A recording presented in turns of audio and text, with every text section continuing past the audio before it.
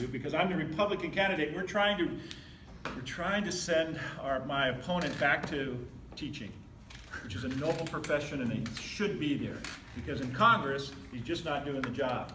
Now, really, why I came by tonight, Chloe was in my office and she was helping me make calls. And what were we doing, Chloe?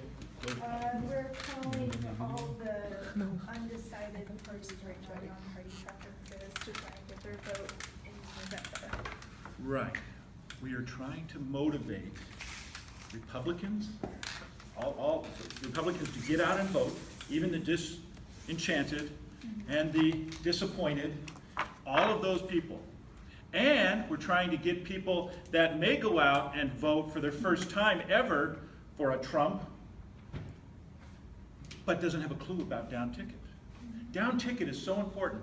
I've been campaigning for over a year now, and what I've been telling people for all of this year, and you've heard me say it, is down ticket is hugely important, is it not? Yes. What does down ticket mean? Who's down ticket? Local representatives. Right. I say start at the bottom of the ticket, vote for city council, mayors, vote for state assembly, vote for state senators, vote for U.S. senators, and vote for U.S. Congress, and go up that way. I will tell you, wherever you're voting, and if I don't know if you're registered here and you're going to vote here, but wherever you end up, your state senators, particularly if you end up in California, and your city elected officials will affect your lives more than the president or I will at Congress. And you have to believe that. Because I'll tell you, right now in the city of Riverside, there is two issues. There is a bond issue on the ballot, Measure O, to raise money for schools here in Riverside. There is a Measure Z that's on the ballot here that will raise the sales tax 1%. So who's a senior? Who's moving away next year? Anybody? You're a senior, but you're staying? Well, if you stay in Riverside, every time you go and buy anything across the street over there, you'll pay a little more sales tax. Now, I'm not taking a position on either one of those because I don't live in the city, but I can tell you about taxes. But I will tell you this: those propositions and the people you elect and how they spend that money that they raise will have more effect on you than ever. If you want a streetcar down the center of the city of Riverside, or if you want a stadium built there, or if you want more police and fire, those things will affect you more than anything. So I encourage you, when people say, I'm not voting, and how many people called while we were calling them and say, I'm just not voting? A couple, right? A lot. A lot. I'm just not voting. I was on the phone with a guy in Riverside today. He says, in my household, I have 3 PhDs between my wife and me. 3 PhDs. And he says, I'm not voting. I said, what? Are you insane? Why? And then I started talking about down ticket. He says, well, that makes some sense. But he's really disenchanted with the whole process. And I'm just thinking, you know what? You have to affect this now. Now, even if you're not voting for yourself, now I know I'm looking at you guys. I know. I have 2 grandchildren. Yeah, I know. I have 2 grandchildren. When I vote for local people, I vote for them. Because you know what? I'm not going to be that effective as much as they will be. This bullet train that they're trying to build in California here, it's not going to change my life. It may change my children's lives. You take 9 billion or 16 or 20 billion. So I'm just saying vote down ticket, vote down ticket, vote down ticket. Now, why do I talk to you about it? Because you're smart enough. You already figured it out, right? You're going to vote down ticket, aren't you? Say, yes, I am. I'm going to vote down ticket. But what we have to do is get others to go out and vote. Now, I know I'm talking to the choir here, you know what I mean? I know you guys are involved, you're smart, you're on the right side of issues, but what we have to do is get people out. You can affect, I have a young man that was in high school named Steve that got involved, got fired up about a candidate in Riverside, and then he got his dad involved, and I met them at a city mayor's race debate, which the son had got the dad to. They met me there, then they both got excited about my campaign, and now they're both working on my campaign, and I don't know how many people they've affected. Because I know Fred, Steve's dad, is a talker. He's a talker. You know, we even had him on the phone, and we had to get him on the phone because he'd call people, and he'd only do 3 calls in a half an hour because he talked to everybody for 10 minutes, right? That's all he did. He was a beautiful guy. What? Was that the guy yesterday that Yeah. was like, just promise me? Yes. I Yes. door knocked with him, I know. Yeah, oh, you do. Everybody's, it's a problem. It's a problem. He talks to everybody. But what I'm saying is he cared and he got involved. So what I'm trying to say is that you're going to go out and vote. You're going to vote down take, but you got to tell other people the story. You got to get them down. Today, now there are 6 voting days left. Okay, if you care, the rest of today, and then 6 more days. And when you bump into people, now I know you live in this left world here, this lefty world. I mean, that's evidence about what's happening with you out here every day. And I don't say this just flippantly or to pander, but I admire your courage to walk on this campus and wear a hat. Where's the guy? Oh, there's your hat with the I mean, that takes a little courage. I have a Trump sticker on my car, and a voted sticker on my car, and I have my campaign stuff on the side, and I have a Trump sign out front. But it takes a little courage. I had a neighbor walk down the street and go, "What, are you nuts?" I've had people call me Nazis.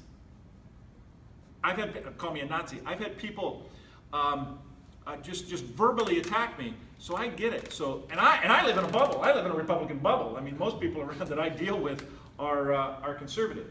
So I admire you. But you need to go out and you need to talk to others. What I'm trying to get you to do is not just vote down ticket, but get one other person. That could be mom, it could be dad. I'm going to guess that most of mom and dads here, well, maybe not. Maybe some of you have, rebelled against a Democratic household. I didn't actually rebel, but my parents were. It's a different time. That's when Democrats were actually, when liberal wasn't such a bad thing. They were JFK type. They're good. They were JFK type Democrats, which means that they would have agreed with everything on my platform today. Well, I'm a conservative Republican. But what I'm trying to say is that it's incumbent upon you to get out there and do that. Now, I would really like your help. I know you're busy, you got lives, you got things, you got all this stuff, but an hour or 2 in the next few days. At my office, I'm a real estate broker by trade, and I have 2 different offices where there's a bunch of phones in. We have a great automated system that just calls. It was okay, right? You sit on the phone and you wait, and it's ringing, and you listen to bad hold music, and you just wait. And then somebody picks up, and then you get to say, "Hey, are you going to vote? Have you heard about this Doug Shepard character?" And they say yes, no, maybe, and a lot of them just say no, right? Isn't it amazing and how many people can live in an area and not know? First of all, I'm amazed. Do you know people that haven't made up their mind about the presidential race yet? Isn't that amazing? How can you not have enough information not to make a decision on this? I mean, come on. But the reality is that there are still people that don't know. My problem as the non-incumbent is name recognition. We did a poll early in, back towards right after we won the primary, about what did I need to write. I polled the issues, and I found out, hey, I was talking about the right stuff. So we're saying the right message. And then I said, okay, then we polled, what about my opponent? And low likabilities, low performance ratings, but high name recognition. And then I had low name recognition, but everything I was talking about was high. So all I needed to do was raise my name recognition. So by calling tonight, Chloe made a difference tonight. You got a couple of people who say they'd vote for me that hadn't heard from me, right? Yeah. Those little things. Did you know that in the city of Paris, just south of here a little ways, there was a city council race that was determined by 8 votes? 8 votes. So votes count. There was a race. I was talking to a guy, my friend Brad up in Europa Valley.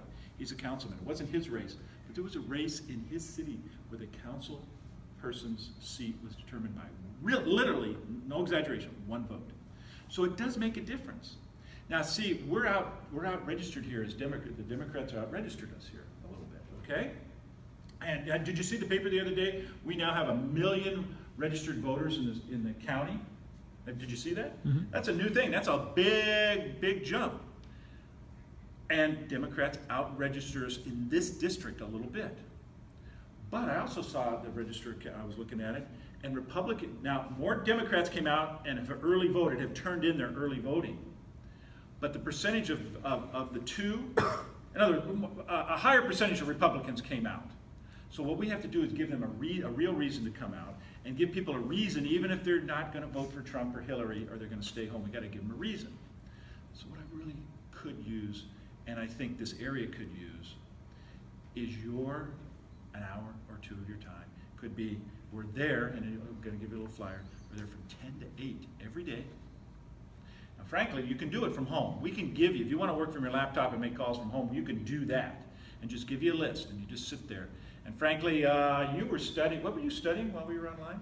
Psychoanalysis and trauma theory. Yeah, what she said. Psychoanalysis and trauma theory. And she was studying this, waiting for a pop, and then it popped up, and then she said, hey, we'll vote for Doug, and then okay, and then hung up and went back to studying. See, I don't want to impose on your life, but it is super important, so if you have a couple of minutes or a couple of hours, we can do this.